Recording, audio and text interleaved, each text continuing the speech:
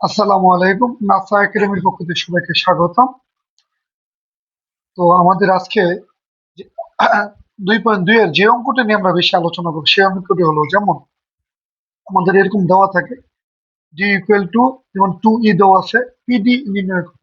এক্ষেত্রে আমরা কি করব? এক্ষেত্রে আমরা প্রথমে দেখো পিডি লিখবো।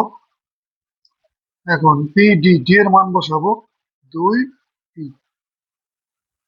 যদি দুইটা থাকে তাহলে চারটা হবে। যদি তোমার উপাদান থাকে দুইটা, হবে চারটা। কিভাবে? যদি দুইটা থাকে উপাদান হবে চারটা। যদি থাকে তিনটা তাহলে উপাদান হবে আটটা। যদি থাকে চারটা উপাদান হবে 16টা। আর যদি থাকে পাঁচটা উপাদান হবে 32টা। দেখো, যেমন এটা করি আমরা এখানে। প্রথমে লিখবো দুইটা একসাথে লিখবো, এবার একটা লিখবো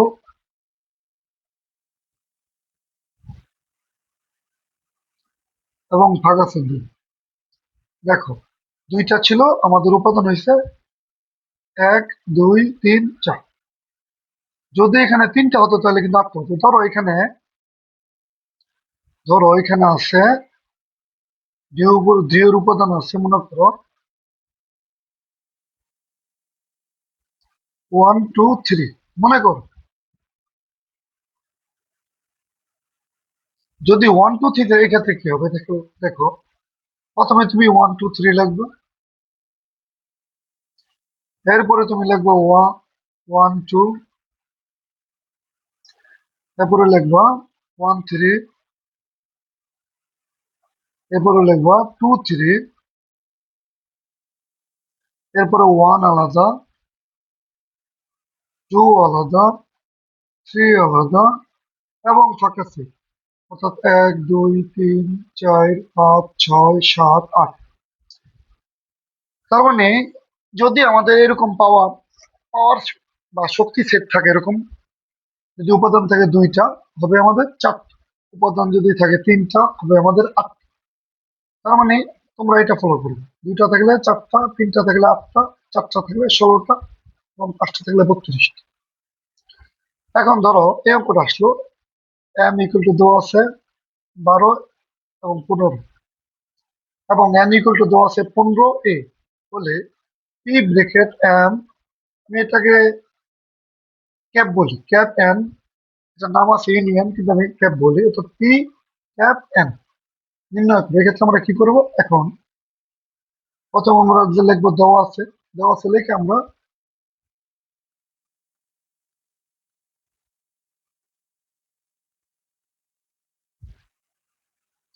এম এর মান কত এবং এন এর মান কত।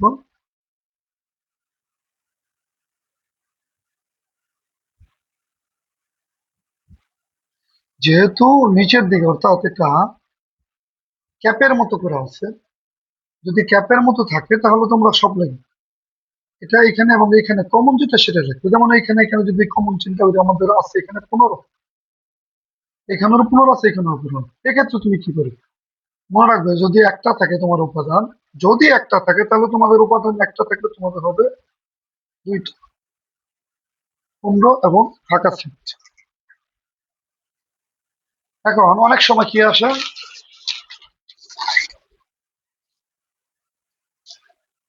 অনেক সময় লেখা থাকে এরকম A equal to A B C হলে হলে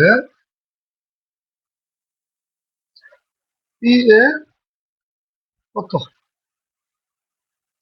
এবং পি এ এর উপাদান 2n কে সমর্থন করে। এই ধরনের অঙ্ক আসলে কি করবে? এই ধরনের অঙ্ক সব একই রকম, তুমি জাস্ট একটু বুদ্ধি খাটিয়ে করবে। যেমন আমরা পিছনে কিছুক্ষণ আগে যে অঙ্ক দুইটা করছি, অনেকটা এরকম। যেমন ধরো, তুমি প্রথমে লেখলে দেওয়া আছে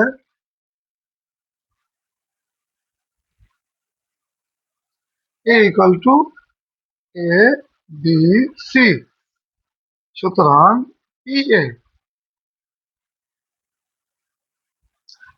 পি এর মান বসাও এ B C.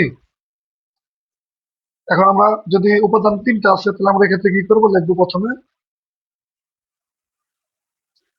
A B C, A B, A C এবং বিসি। সবসময় মনে রাখবে কোনো জিনিস দুইবার লেখা যাবে না, যেমন ধরো এখানে এ বি লিখছি, এ সি লিখছি, বিসি লিখছি, কোনো উপাদান কিন্তু দুইবার না।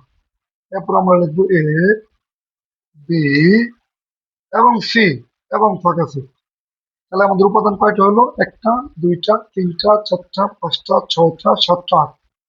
অর্থাৎ আমাদের উপাদান হলো চারটা, আটটা। এখানে এর উপাদান কিন্তু, এর উপাদান কিন্তু এখানে তিনটা, কিন্তু পি এর উপাদান সংখ্যা হলো কত, আমাদের আটটা। আবার বলি, এখানে আমাদের এর উপাদান আছে তিনটা, তার মানে আমি লিখতে পারি n ইকুয়াল টু 3, এবং পি এর উপাদান আছে আটটা। তাহলে এখন আরো ভাঙ্গাই, এখানে আমরা 2 এবং এই থ্রির বদলে যেমন n এর উপাদান তিনটা, এখানে আমরা লিখতে পারি n। অর্থাৎ আমরা উত্তর লিখতে পারি পি এর উপাদান সংখ্যা 2n কে সমর্থন করে। তার মানে এখানে উপাদান আছে তিনটা, তাহলে এরকম হবে। চারটা থাকলে, যেমন চারটা থাকলে 16টা হতো, তাহলে আমরা এখানে লিখতাম কি 16, লিখতাম কি 16, লেখার পর আমরা লিখতাম 2 4 এবং উপরে লিখতাম হলো n। অর্থাৎ একই রকম, এখানে উপাদান সংখ্যা 16 হলে 16 2 4 2n। যদি তোমার 32টা হয় সাপোজ, তাহলে তুমি কি লিখবে 2 5 2n। অর্থাৎ তুমি একটা অঙ্ক যদি পারো তাহলে তুমি সবগুলো অঙ্কই পারো। এই জন্য তোমরা এই ভিডিওটা স্কিপ না করে বারবার দেখো।